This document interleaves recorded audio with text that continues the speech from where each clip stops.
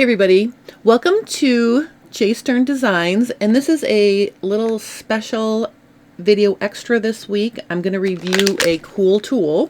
So my dad looks at my mom's email sometimes, and he noticed an email that came in featuring this cool presser foot, and he clicked on the link and he watched the video, and then he sent me the link. He texted it to me. He goes, he said, "Oh, have you ever seen one of these?" And I said, "No." He goes, "Well, I think you need one, so I bought you one." So my dad bought me this presser foot. It's a specialty presser foot from a website called, it's not a regular sewing website. They have other things on this site besides sewing things, but the website is Nomardic, and they have all sorts of things, you know, that can help you in your home or life, different things, and this presser foot was one of them.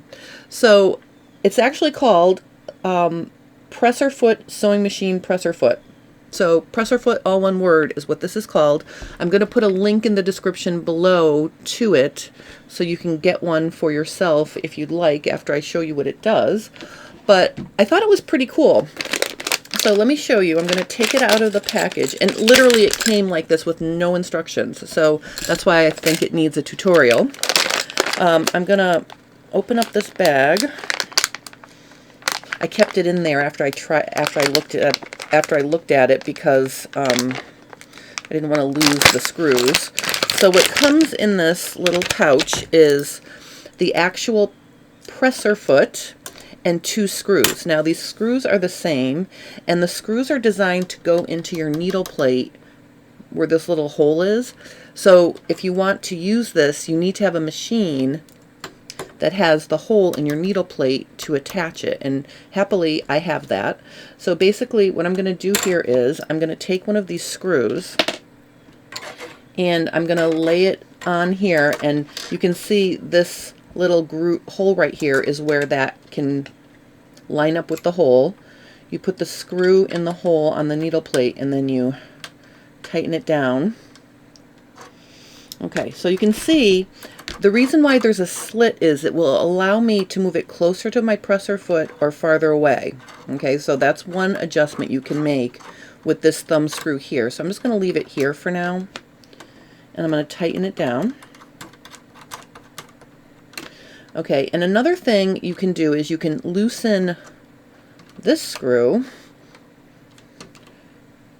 Oh, holy cow. Hold on one second. All right, and then I need a little screwdriver here to loosen this. Probably I should have loosened it before. All right, so lefty-loosey. So now you can see I can move this either farther away from the needle or closer to the needle, and I'm going to show you reasons why you'd want to do that. So let's start with it right in front of the presser foot. I'm going to leave it right there. I'm going to tighten this back down. So that's another adjustment we have. And I think I'm going to righty-tighty this just a little bit so it's secure. I don't want that sliding around. Now this little doodad right here, this is what's going to hold your fabric as it's going under the presser foot. So this is the presser foot, one word. This is the presser foot, 2 words on your machine. This is going to help guide the fabric and make it easier to sew straight and also hold your fabric together. So notice I have a little thing here. If I righty-tighty it, what happens is it gets higher off of the ground. So I have more clearance here, right? And then if I lefty-loosey it, I can drop it all the way down against the machine, which will provide a little more pressure and better for thinner fabric. So that's how that works. So you've got the thumb screw to hold it on. You can adjust it this way with this screw. This screw allows you to move it this way, and this is the clamp feature, and that's how you loosen or tighten that. It also makes more clearance if you're working with something heavy like polar fleece. All right, so how does this work? Basically, what you do with this is you use it to hold your fabric down as you sew. Now here's the cool thing. Not only can you use it to hold your fabric, you can also use it as a seam guide, because see the edges right here, okay, those are going to line up with the lines on your needle plate. So right now I have it lined up almost at my 1/2 inch. Let me just slide it back so it's exactly on my 1/2 inch line here.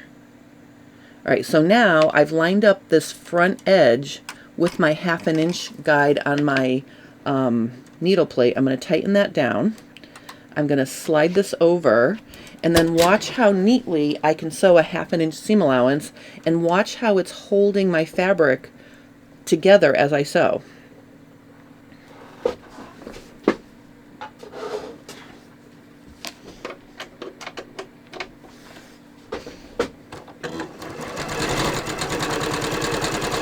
See how cool that is?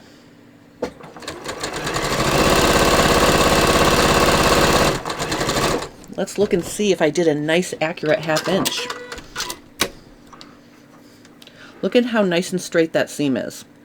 And I barely had to work for that. Literally, all I had to do was make sure it was flush against that. So that's a linen. Now let's look at, this is a shifty,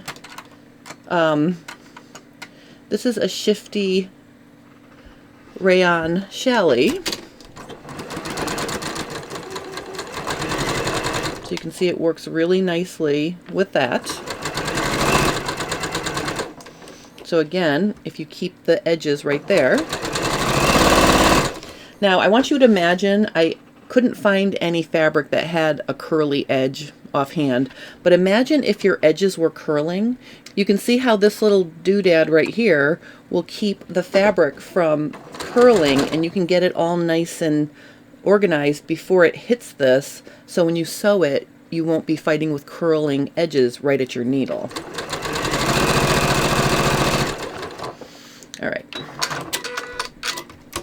All right, so that's another example.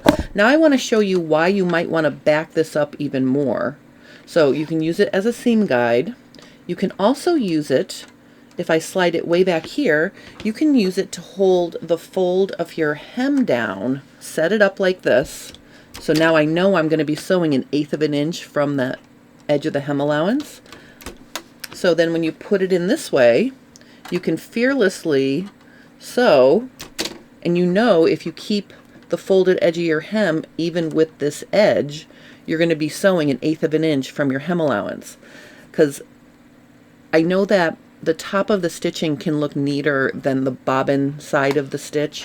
So while it's easier to see what you're doing from this side, using the presser foot will allow you to sew accurately from the top without worrying about feeling for it. Plus it gives you a guide to keep you even. So again, let's just review. Put it in upside down. Adjust the position of this to get the needle to sew right where you want it to, so you can test it. All right, so that's a pretty good, you know, a scant 1/8 of an inch from the edge of my hem. Tighten this down, then take your hem out, turn it around so you can sew from the right side. Now you know you're going to be sewing the hem nice and accurately.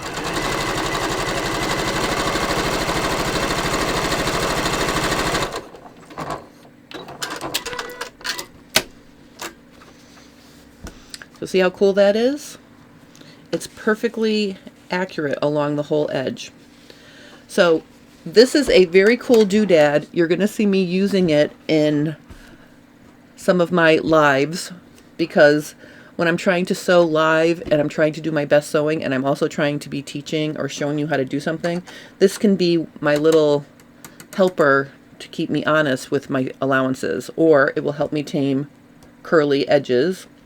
And as I go along, I'll be using it with a variety of fabrics, so you'll get to see it. But I just wanted to share this with you because I thought it was kind of fun that my dad thought I needed it, and he got it for me.